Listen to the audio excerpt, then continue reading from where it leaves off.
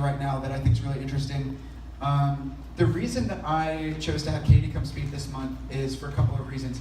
For one, I came to a realization, just myself, and a lot of other real estate investors I know have backed me up on this and agree with me, that mindset and the ability to problem solve and the way that you're thinking about real estate investing is more important than how you're finding deals. When I first started coming here, so many people would come up to me and say, how are you finding deals? That's the part that I'm stuck on. And I do a poll and say, how many of you want to learn how to find deals? And I'll ask that question now. How many of you want to learn how to find more deals or how to just find a deal? It's a lot of hands. And we have had a lot of speakers here, and that's why I chose Denny last month to come here and talk about how he's finding deals on Facebook. It was really interesting, and he revealed a lot of his secrets. Finding deals is how you make money, right? But what's even more important than that, and what we're going to get into tonight, is the mindset that you have to create success. If you have the right mindset and you have the right education, and if you've read 10, 15, 20 books or audiobooks on personal development and real estate investing, you'll see the same themes and principles of success over and over. And I'm not going to be able to list them all because there's a bunch, but some of the core fundamentals are asking how you can get things done instead of coming up with excuses. It's growing your network. It's becoming educated. It's even in Rich Dad Poor Dad. How many of you have read that book? How many of you do you think are here because you read that book and that led you to being here? So about half. That's a lot. That's how I started. So mindset is such a big piece of it, and Rich Dad Poor Dad is how so many of us started. And so the more that I meet other people that have a lot of success in real estate investing, I've realized that the most common trait that they all have is not how they're finding deals or the margin they're looking for in their deals or the part of the city that they're looking in or even the type of real estate investing that they're doing. It's the mindset that they have. And they all say the same things and they believe the same things. They approach problem solving the same way. They simply never ever give up. I'm reading Millionaire Real Estate Agent right now by Gary Keller. He's the founder of Keller Williams. And he basically talks about how Abraham Lincoln ran for senator and House and vice president like 7 or 8 times in a span of 8 years and was defeated every single time. And then finally he became the president. And I have seen it firsthand because in my real estate investing company that I've started, I've seen a lot of people quit before they even made their first phone call. And so many people just want instant gratification. And I'm telling you, you got to put in the time and the work. And if you have the mindset that says, I'm never going to give up, and I'm literally going to do this even for free, even if I have to, until I figure this out. The person that we have speaking next month, Brittany Turner, she's good friends with Richard Branson. She's around people that are incredibly elite. She's the biggest real estate investor in Nashville. And I watch her interviews that she's done, and half of it or more, she's talking about mindset and what has allowed her to generate the success that she's gotten. And so mindset is such a big piece of this. That's something that Katie's going to talk about a lot today.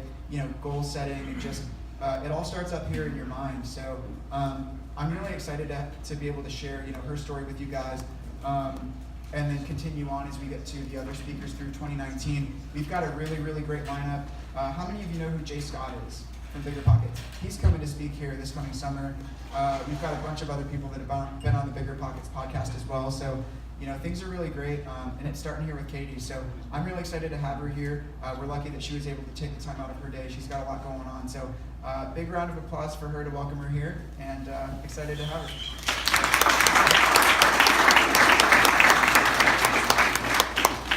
Okay, so I'm not really a public speaker, so I hope that I'm not going to be too ADHD and mess you guys up today. But anyway, that's the disclaimer.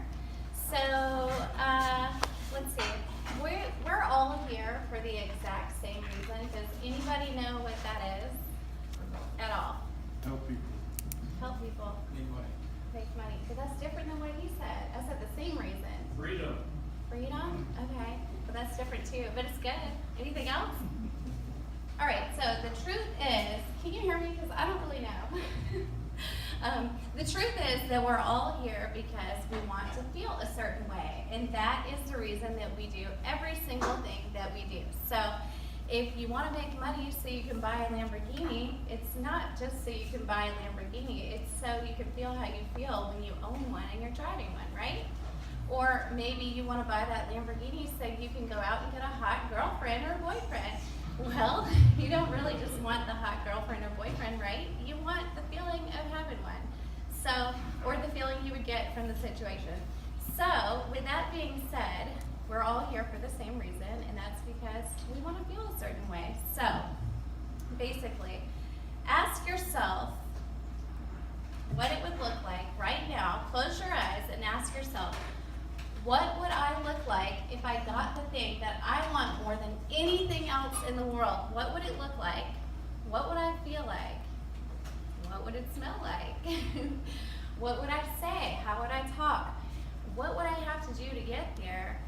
But at least if you can see yourself, then you can get there. That's the first step, right? All right, so a little bit about me and how I started going after the way I want to feel. So growing up, I made a list, I made an outline because I know I'm going to forget all this stuff, so I hope I'm not too annoying just like reading it. But so I was a BC student. I had two sisters, one older, one younger, and one of them's a particle physicist. She has a PhD. The other one has a bachelor's in marketing or something like that. I'm really not quite sure.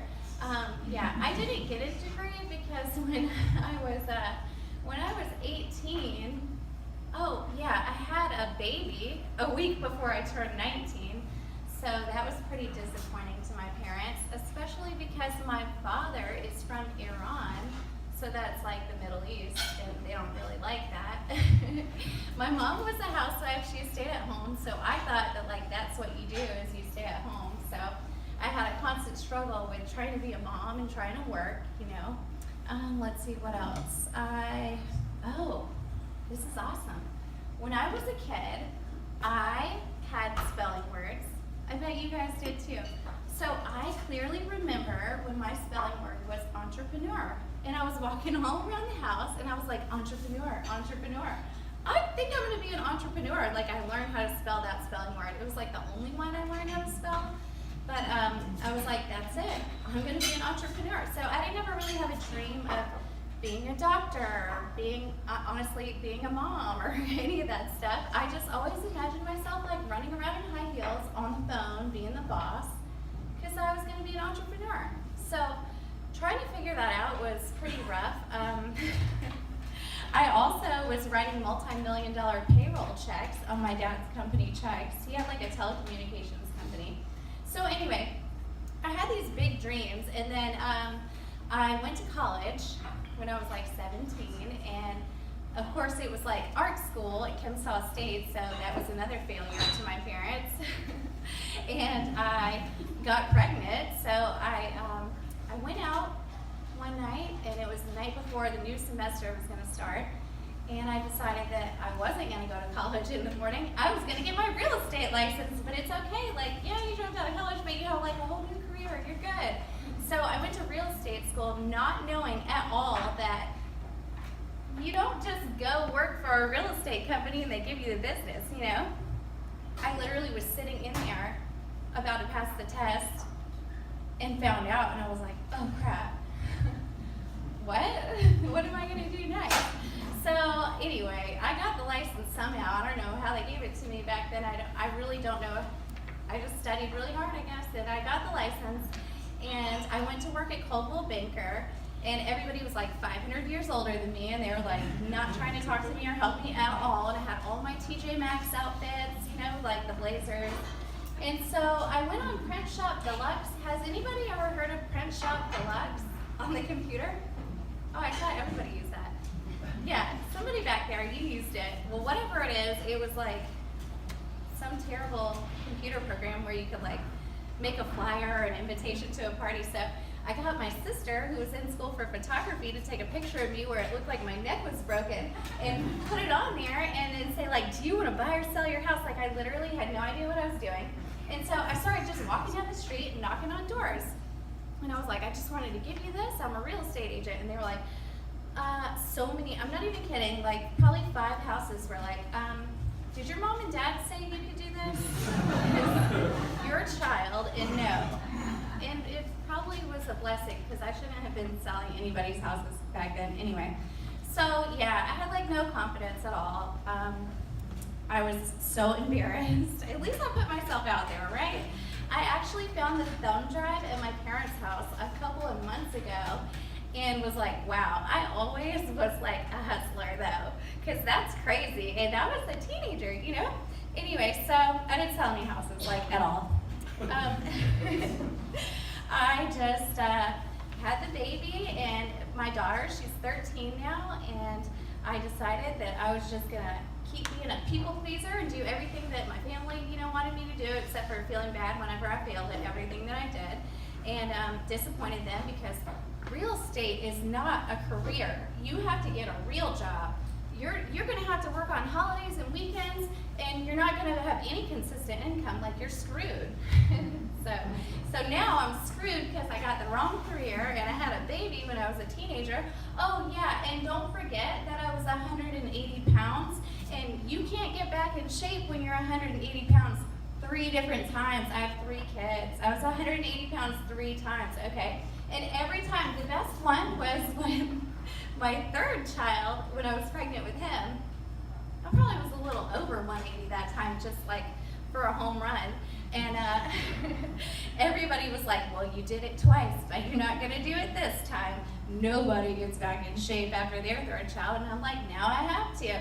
So anyway, that's something to really remember, because along my whole story, everybody told me why I wasn't gonna be able to make it at something. Really crazy, because I always get what I want, because I decided that I was gonna always get what I want ahead of time. Okay, so anyway, I had the baby. I was, oh, here's the great part. So I was married, and my ex-husband wanted to open restaurants, so he starts opening these restaurants, and that means I got to be the bartender. So I'm the bartender, I have all these kids.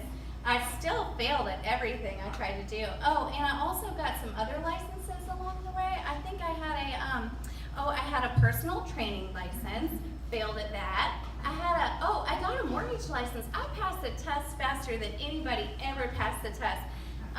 Okay, I don't know if I should say I failed at it, because I got really good at math when I put a dollar sign in front of it. Like, really good at math. I got it now. I get it. But yeah, I didn't close any loans.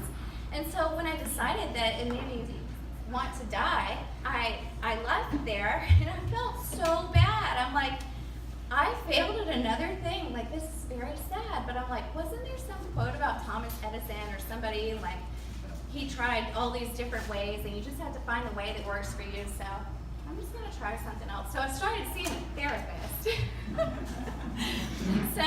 Yeah, well, I don't know if I mentioned the part about in between there. All right, so I was working at the restaurants, and I realized that you could use your real estate license to actually be a restaurant broker, which is a business broker specializing in selling restaurants. And so I could make commission using my license to lease out restaurant space, or any commercial space, or to actually sell the business. So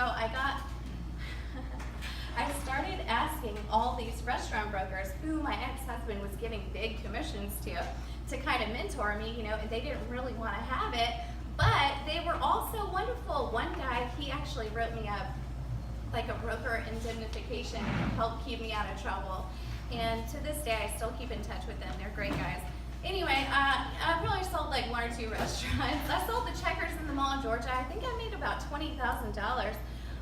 And I did the final papers while I was in the hospital having my 3rd child. And then I was like, I'm not selling anything else. This is crazy.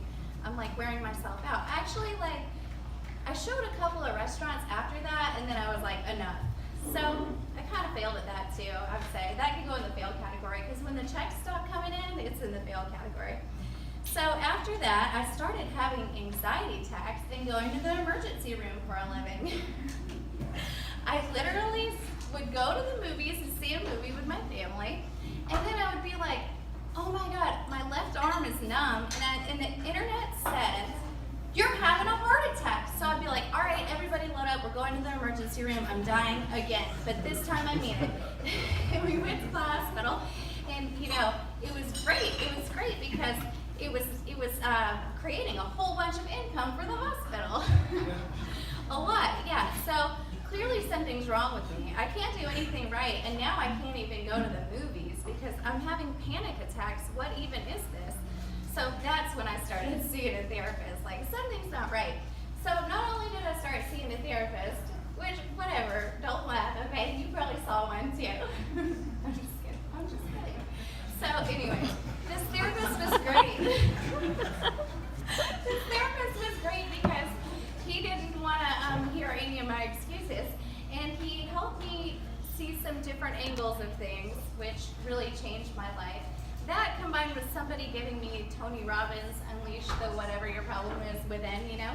And so I was like, I'm getting a divorce. So I got my stuff together and I got a divorce, which was another failure. My parents have been married for like 500 billion years, so, you know, now it's like, man, I'm carrying a lot. I got a divorce. I can't go to the movies because I had panic attacks. No, I'm just kidding. I still went to the movies. I love the movies, still go. But I don't have panic attacks anymore because I got it together because my life was missing something like crazy, and I was just trying to fill it up with all these things that weren't working, and so I had to figure it out. Anyway, so right around, I have a long list of my failures. Still not happy, more failures. I literally wrote that. Anyway, so I started seeing the therapist, and he taught me about the most important thing I've ever learned in my whole entire life. Can you guys hear me okay, or am I like moving around? Okay, thank you. So he taught me about the most important thing I've ever learned in my whole entire life, which is self-awareness. So be aware of yourself. Just kidding, I'll break it down. After that, I started going places and talking to people and stopped being afraid of everything. And so I'm like divorced, and my kids go to their dad's house a few days a week, and I'm like, well, I guess I need to get out of the house, you know. So I would go like eat dinner by myself at a bar, but not like the bar where everybody's drinking and try to like meet people. I just would go and eat dinner and like have a drink, and then I would meet people that were just like couples or whatever. So I was talking to this crazy couple one day, and they were like, so what do you do? And I was like, that's a good question. Maybe you can help me figure that out. And I have a little bit of this, and I have a license in that, and I'm absolutely nuts, and I have no future. And but I love real estate, and I like talking to strangers now. And they were like, you know what? You need to meet our neighbor across the hall. We live at the Four Seasons, and you need to meet his best friend. His best friend is a very successful Sotheby's agent. So I said yes. And I started calling the stranger and set up a meeting, and next thing you know, I'm sitting at the bar of the Four Seasons with some guy and his best friend who was my mentor. So really putting yourself out there can make such a huge difference. I know that's a silly story, but talking to strangers at a bar is a good thing, I guess. So I met this guy, and he put me through so many tests. He had me meeting him at places at 6 o'clock in the morning, and I just went. I had to get a babysitter for my 3 kids, because I had 3 kids, and I had to show up there, and I had learned a lot of lessons. I showed up with these very nice high heels and a very nice dress, and it turns out that he specializes in luxury farm and ranch. So I'm walking in my high heels like on these farms like this, and this one lady was like, there are some fancy shoes. You know, and I learned a lesson about how to dress. So not always the best to dress to attend. You got to figure out who your person is and where you're going. So anyway, I had a great time working with Clay, my mentor from Sotheby's. And that was probably about April 2016 when I met him. And by August or September 2016, he told me, you should take this course. So any information that anybody successful gave me, I took that little piece of information and I put it to work faster than you can imagine, because I don't have time to waste, you know? So I started taking this course, and it was called Buffini, and it was around a big conference table in Sotheby's, and there was a whole bunch of women who had their kids in private school, and they were in the country club, and they were so fancy and cool. And I did not fit in there, and I was embarrassed because part of the course was that you had to call a certain number of people and write some cards to a certain number of people. But the problem is, I didn't even know a certain number of people to call. So I was like, well, every time I'm trying to do something, there's a problem, you know? I'm like, okay, well, what can I do to have the people like what they have, you know? We would come in and we would have to say our numbers every day. And they were like, well, I called 5 people from the country club today. And I'm like, well, I did not do that. So I started a website and I used a whole bunch of Google pay-per-click ads. And I got tons of people to call. They didn't want to talk to me either, but I called them anyway so I could put the tally marks down so I could go in and be like, I called 80 million people today. And by the end of the course, I had done more probably. I think I might have had the most results. I don't want to say for sure because I don't really know. I think I did. But anyway, that really changed my life because part of that course was also getting there were some things, evaluate your life in all these areas from 1 to 10 and write down how you really feel, and personal, financial, spiritual, what's the other one?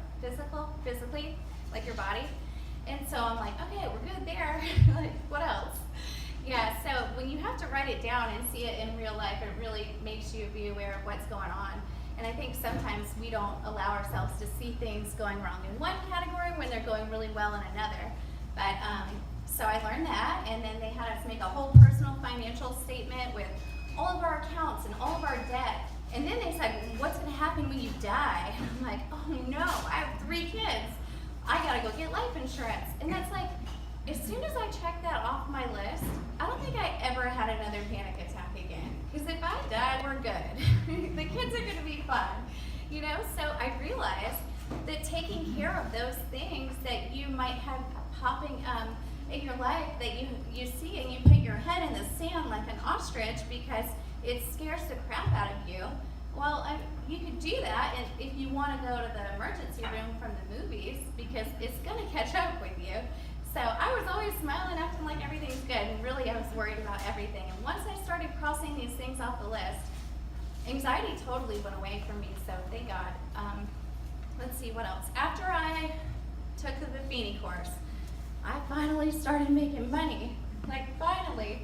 And it wasn't that much, but I would pick up the kids from school, and every day they asked me for an entire year, how much money did you make today, Mommy? And I'm like, $0. But don't worry, because you just wait. So every day they asked me, and then one day I came home with a check for like $8,750, and they were like, how much money did you make today? And I was like, what, guys? And my kids were like, $8 million. And I was like, yeah. And they still do that to this day. Every time I get a check, I'm like, look, guys, $10 million. They're the best. But anyway, so I finally started making money. And then I thought, you know what? I think I'm ready to start my own real estate team. So really, it was August 21st, 2017. And I remember that because it was like a solar eclipse. And everybody was out doing the solar eclipse, and I was having a heart attack. not a real one, and not a panic attack. I was just stressed out because I had to call my mentor and tell him that I was going to leave. And I owe him everything, you know? He put so much energy and time and money into me, and I just like hated it. And I went to tell him that I was going to go, and I wanted to start something close to home and by the kids' school.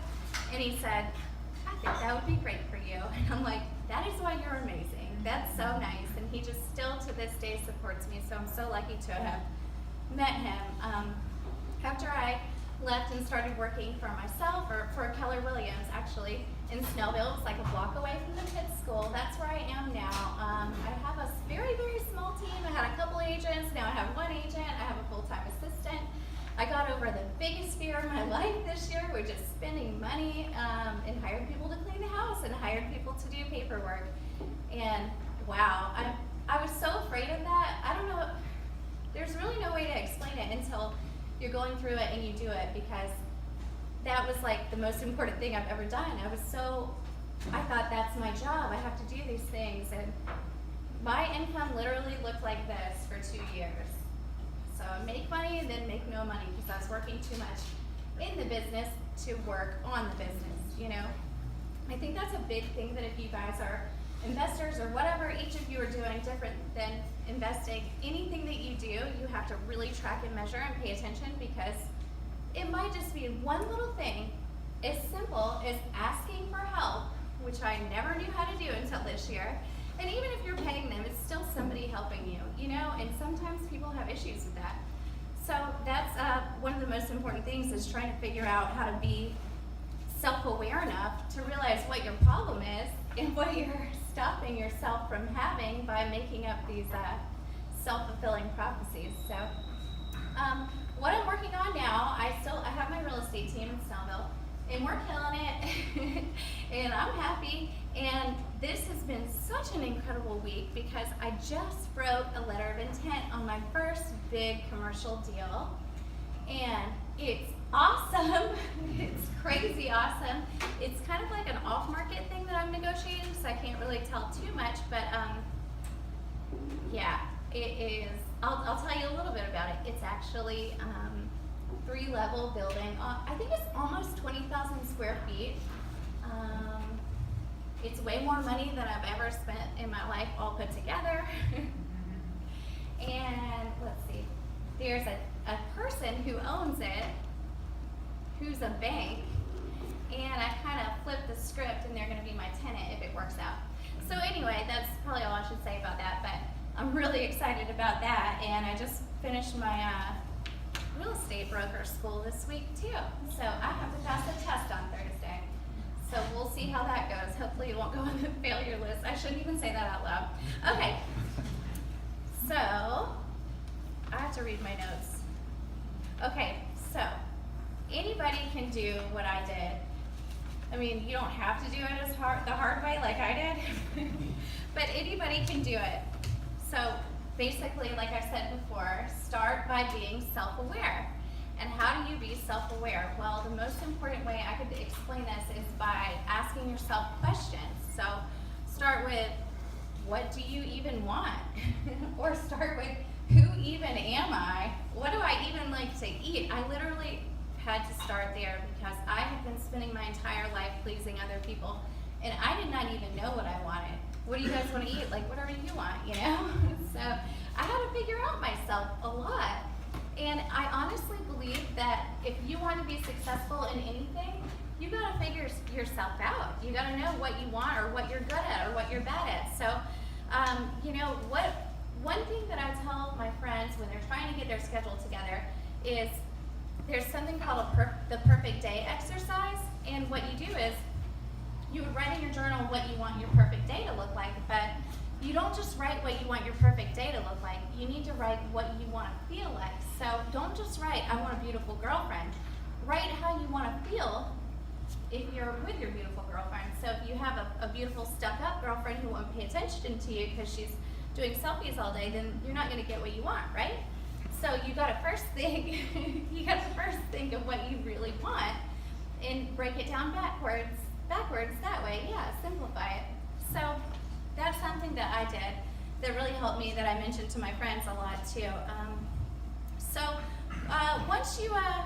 Once you start doing that, another thing about self-awareness, ask yourself, what could I have done differently to change the outcome when things don't go right? So anytime that anything doesn't work out, I appreciate it, because I always win. I either learn something or I actually win. So I'm just collecting information as I go, and one thing sets me up for the next thing and leads to the next, and it's incredible how it works. Do you ever look back and think about where you are now and what kind of things set you up? Because if it were like years ago, it would have never worked out, right? So anyway, I really believe in that. But so self-awareness, listen to the track that's playing in your subconscious mind.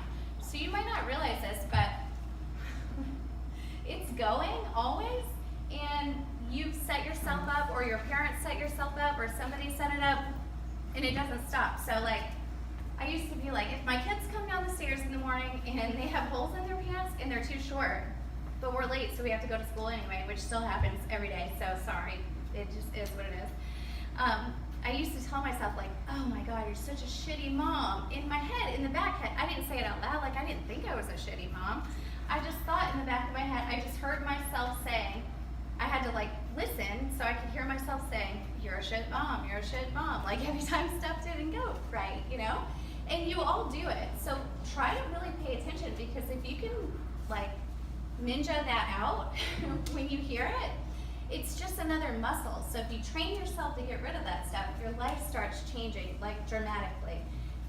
You would be surprised.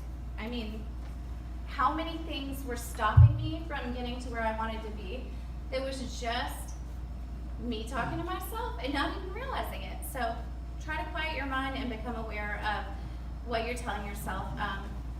Another thing is, everything is an affirmation. So things are always working out for me. Like we all hear this stuff, right? Where people are saying affirmations. Is it fuzzy if I go over there? Sorry. So let's see. Oh, I always screw up. That's an affirmation too. I think it's gonna rain today. Honestly, these are all affirmations. So you have to be so careful about the way that you speak and catch yourself being negative. Okay, I know that might sound crazy, but don't know that it's gonna rain today. I have so many friends and family members that I have to just set boundaries and block it out, because everything that comes out is just so negative. And they don't think that they're negative, they're just talking, you know? So you really have to filter that stuff out. All right, so now that you know what you want, you gotta figure out why you want it. I guess that's part of self-awareness too, but so people with Keller Williams probably say this a lot, but like your big why are you doing this? So, you know, it's actually a little more complicated than you might think, because a lot of people think, I'm doing this for my kids, but then they work all the time and they blow off their kids' soccer game and everything like that's going on. So are you really doing it for your kids? Why are you really doing it? Maybe you're just doing it for your ego, and that's fine. You just have to figure out what it is, because if you can figure out what it is, you can keep it going when stuff gets really bad. So that's the most important thing. As soon as you figure out what you want, figure out why.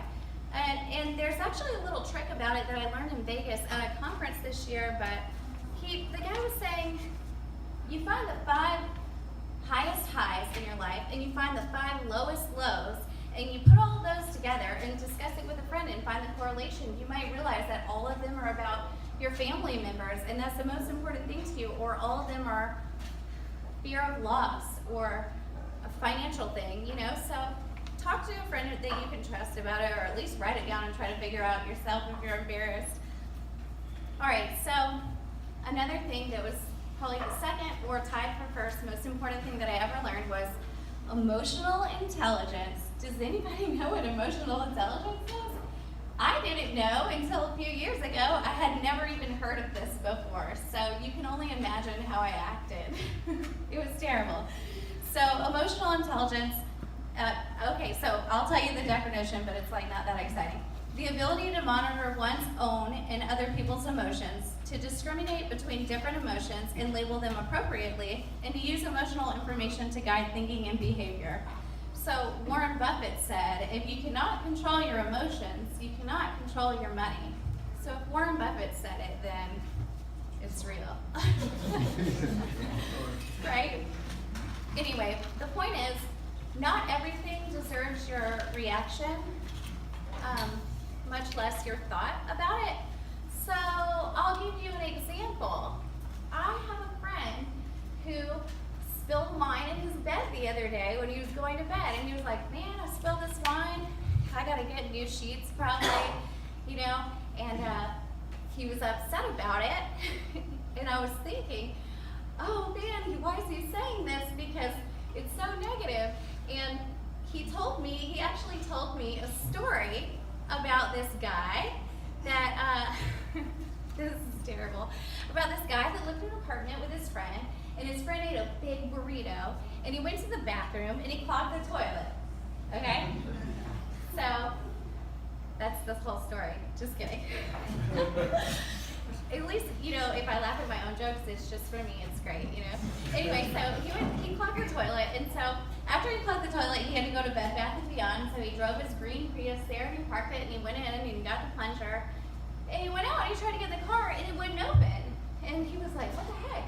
And about the same time, this girl came around the corner and was like, what are you doing? This is my car. He's like, this is my car, this is my green Prius. And he realized his was like one row over. And anyway, he married her and had 2 kids. So 2 lessons. Number 1, like, don't get so upset about every little thing. If you buy 2 candles at the Bed Bath & Beyond and you drop one, maybe the candle is gonna burn your house down. All right, I'm just saying. Or, you know, you just never know. I honestly, that's actually called reframing. I've actually got myself to the point to where when I have a flat tire, I'm like, I am the luckiest person in the whole freaking world, because Tesla comes to your house and changes the tire in your garage. And the guy who changed the tire was so cool. And we talked for like 45 minutes. He probably hates me, so it was so annoying. It was like a very long conversation, and now I know every part in there. Yeah, I asked a lot of questions. Hey, that's a tip too. Don't be afraid to ask questions. Anyway, so emotional intelligence, don't let that stuff bother you. Ignore the people. You know how many people today told me that I shouldn't do something that I was all excited about doing?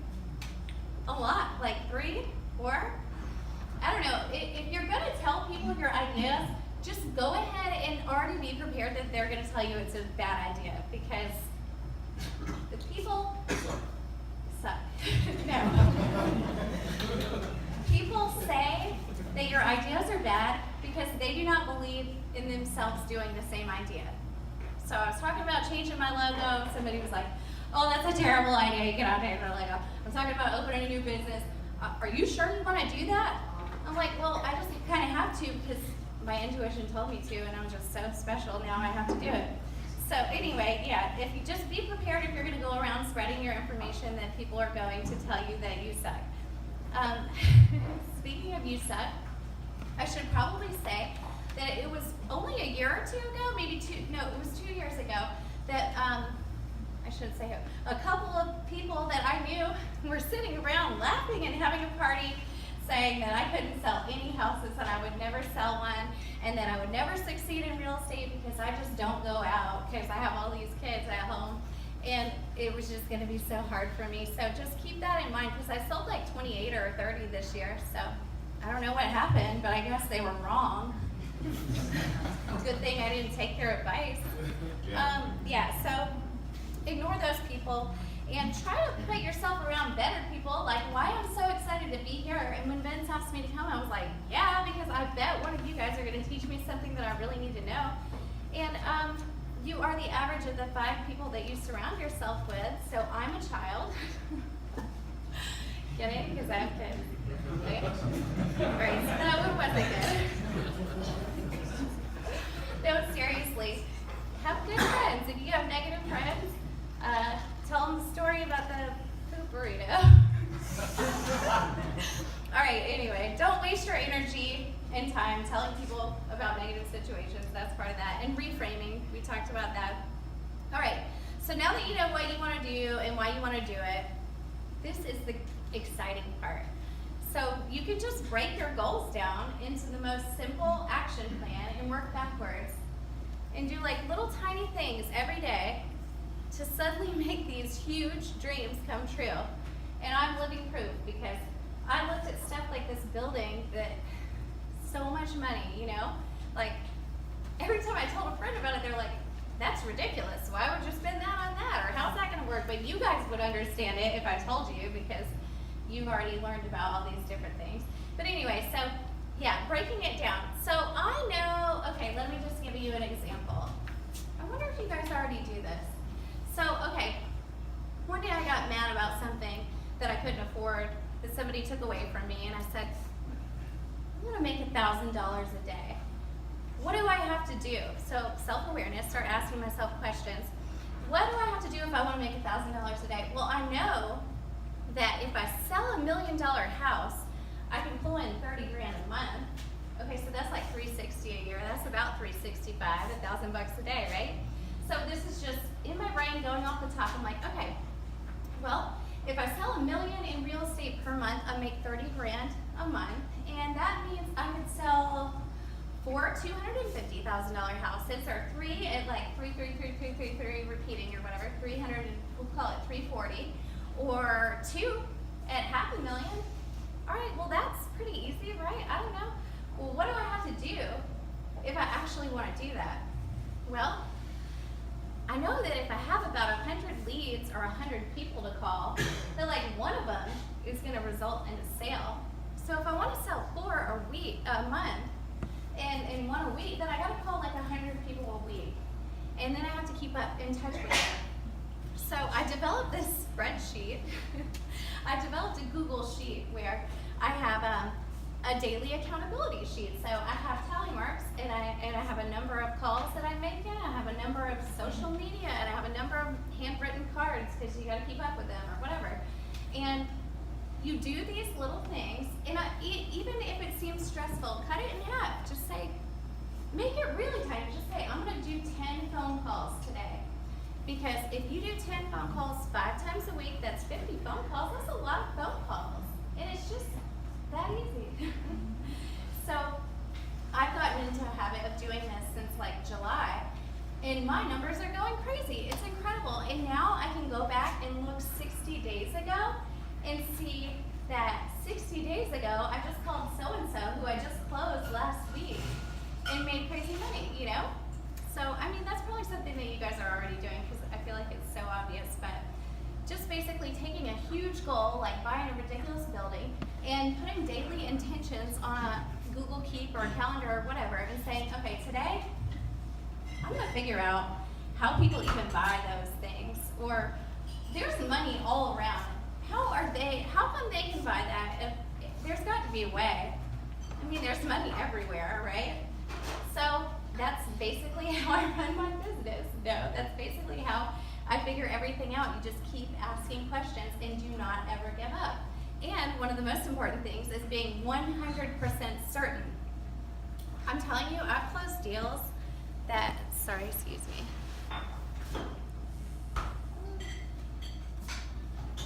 Sorry, I've closed deals that never should have worked out. Like nobody ever, actually, you know what? I think it was when I sold my ex-husband a short sale. It took like 10 months. And after that, I was like, I'm 100% certain that I can get any deal closed no matter what. I'm amazing. So you gotta go through some bad ones to change your life. But yeah, I've closed deals that never should have worked out. But the whole time, I kept telling my clients, just chill, trust me, I am 100% certain that I'm gonna get your home sold days before foreclosure. I did it, of course, because I always get what I want because I decided. That is like the most important thing. Change your attitude to that and watch how things start changing for you. All right, so, you know, whenever you start breaking these goals down, don't forget to evaluate all areas and set goals or a standard in each one of those areas. So make sure that you have a physical standard of what you want to feel like and look like, and make sure that you have a financial standard for your money in the bank or your business.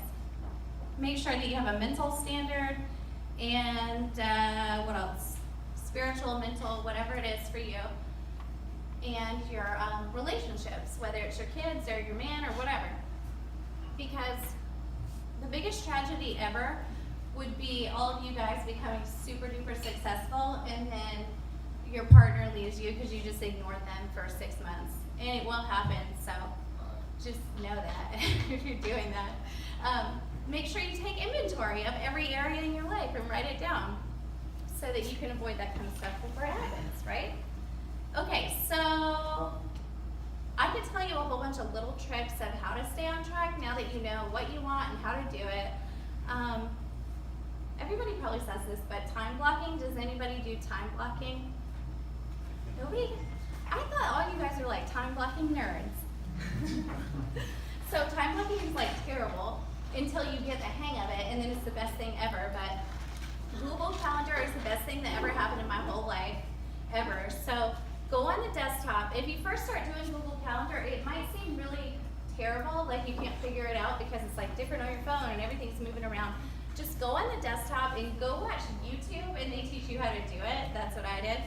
and that's the technical way to figure it out.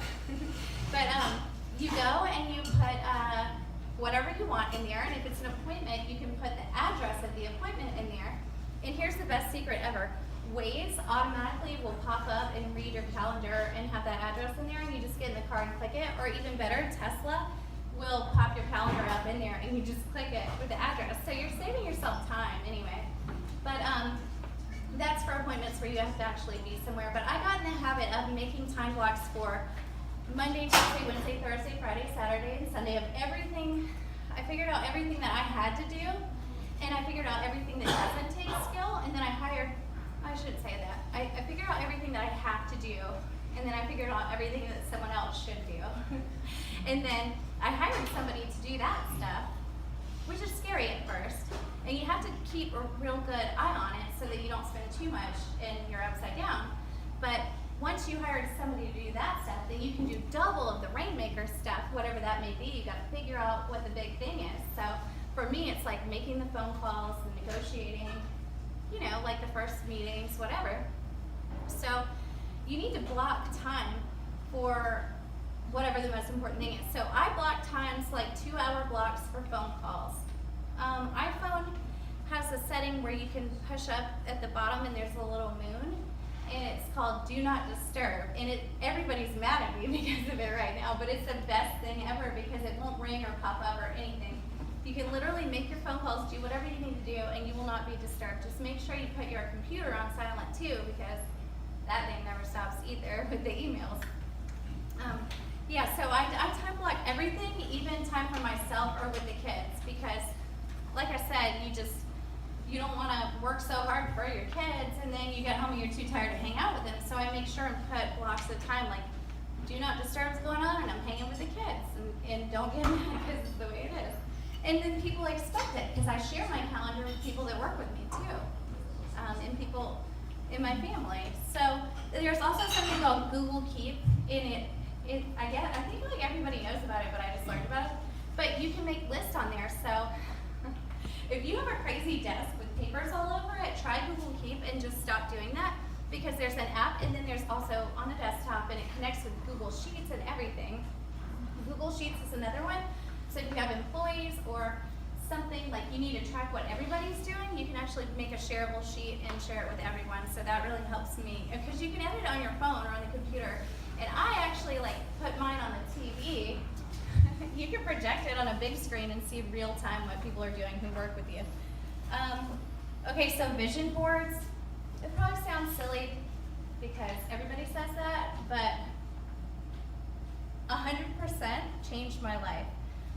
Right at the time I was taking that Buffini course, I made my first vision board, put a black Tesla on it, put a ridiculous amount of money I never thought I could make in a short amount of time on it. I actually just came across this old board from 2 years ago, a couple of days ago, and at the bottom of it was a picture of this brick house, which is so creepy because it literally looks exactly like that building that I put an offer on. It scared me. It's crazy. Anyway, so it's real. It's really real. And it's real because you see it every day. You put it somewhere like where you're putting your makeup on or by your computer or whatever. And you see it every day. And when you see it, you get a feeling. And then you close your eyes and you do that thing and you visualize it. You feel how it feels. And it's real. And it's real. It's real. It's already real. It already happened. It's like, I am buying that building. I already bought it. I didn't buy it, but you know what I mean? So you gotta make a vision board. It's like the most incredible thing ever.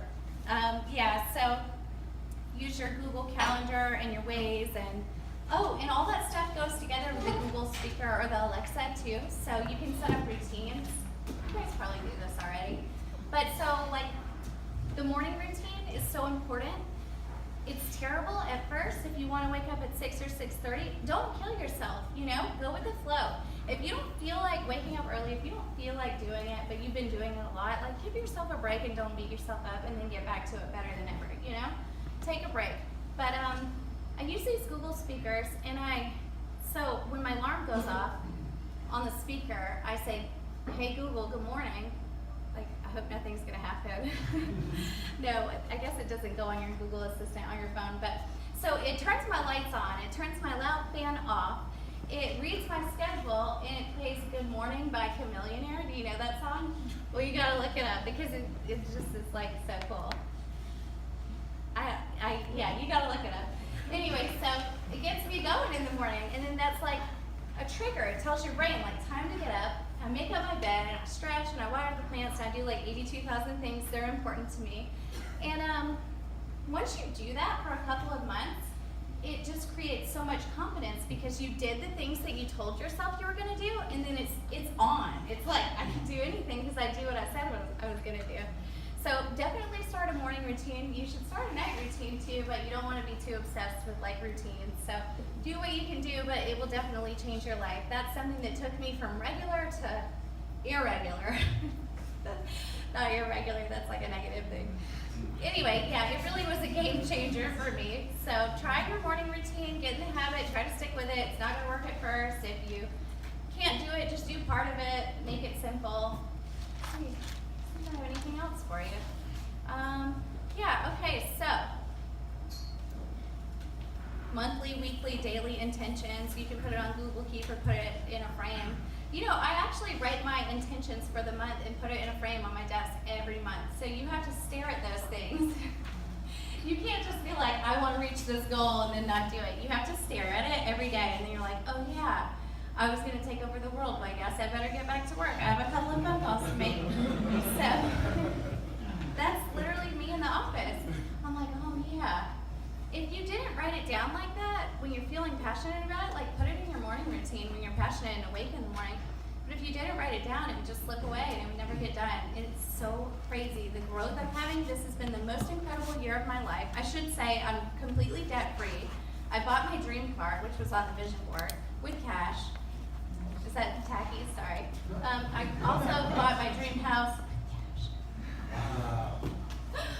And let's see, I put an offer on that building. I'm going to take my broker's test on Thursday, and I just have the most incredible, best life in the whole entire world. And you guys can too. So, but all you have to do is decide. So just make sure that you decide. And I guess if you guys this is important, I should tell you this. All right, so learn to love your problems and rejection and any kind of pain or negativity or any of that that hurts you, negative feelings, because that's a sign that you're growing. So problems are possibilities and they're awesome. Just think about problems. You guys probably love problems because as investors, you're going and you're like, oh yeah, LP siding and mold, sweet, I'm all over it. I'm getting a great deal. So yeah, right? So problems are possibilities. It's actually such a great opportunity for me to look good. When I see problems, I'm like, this is gonna be easy. So yeah, and rejection, just look back at all the times you were rejected. Aren't you so glad that you didn't end up with that person that dumped you or whatever? I am. Sorry. Anyway, so make sure you pay attention to that stuff and don't let it get you down. And problems are never ever gonna go away. They only get better. So wouldn't you just rather have $1 million deal fall apart rather than a $200,000 deal fall apart? Because aren't you just so grateful and lucky that you even have the opportunity to do a multi-million-dollar deal? Because I am, that's what I think. And every rejection, every person that hangs up on you, and every person that gets mad at you, and every person that terminates a contract or whatever happens, it's all a numbers game, so it's just getting you one step closer to the win. So I celebrate those. I'm like, sweet, I can cross you off the list. I won't call you anymore. I might. Yeah, so there's no, I'm probably talking for 2 hours. I'm sorry, Vince. Please tell me if I'm too long. Okay, so there's no such thing as competition unless you're going against me. Just kidding. There's no such thing as competition, so don't ever have a fear of loss mentality. Just like for real estate agents, my friend Gina is a real estate agent, my friend Tori is a real estate agent. We all help each other out. There's some of us who are intimidated and don't help each other out, but if you always have a there's enough business to go around mentality, and you always have come from a place of service, so no matter what deal I'm working on, I'm always going to come from a place of serving and helping somebody and solving their problem and just making their life easier. And I guarantee you, do not count the commission. Just focus on that and you're gonna kill it and make more money than you ever thought because you're a good person and you deserve it. So focus on that stuff and don't ever have a fear of loss mentality. And don't be afraid to ask for whatever you want. That's one thing that my mentor told me. Why are you showing all these houses and you're not getting any offers?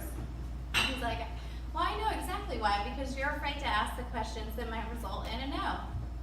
And I'm like, oh, that's why nobody ever wants to hang out with me, because I'm not asking them, because if they say no, I will have been rejected and I'll die. It's the end.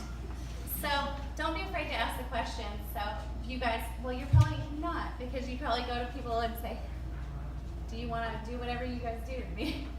I don't know how to say it. I'm just thinking from my perspective, calling people and saying, so, I could come over and take a look at your house, no pressure. How's Monday at 9 or Tuesday at noon? Whereas I used to be like, I can come over if you want, but anyway, have a good day, you know? Because I was afraid to ask. So don't be afraid to ask. And with that being said, I'm going to stop talking your ear off. And if you guys ever need anything from me, if you just have a question, if you need a referral for, you know, like a contractor or roof or any kind of specialist, or if you have a real estate question, or if anybody has a cash buyer who needs to buy something before the end of the year, I'm like 11,000 away from my goal. So keep that in mind. But call me if you guys need anything for real. I'm always willing to help. And I'm done talking now. Thank you.